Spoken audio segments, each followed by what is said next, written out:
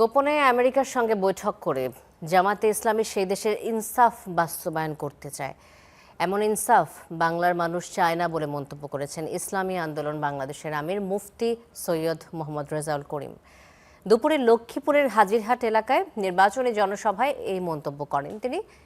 তার অভিযোগ, যে নীতি ও আদর্শে হাজারো মায়ের বুক খালি হয়েছে, দেশের অর্থ বিদেশে পাচার হয়েছে, সেই নীতিতে আবারও দেশ চালানোর পাঁয়তারা চলছে। জামাতের সমালোচনা করে রেজাউল করিম বলেন, জামাত স্পষ্ট করেছে তারা শরিয়া আইনে দেশ চালাবে না। তাহলে তারা ক্ষমতায় গেলে কোন আইনে দেশ চালাবে, প্রশ্ন তোলেন ইসলামী আন্দোলনের আমির।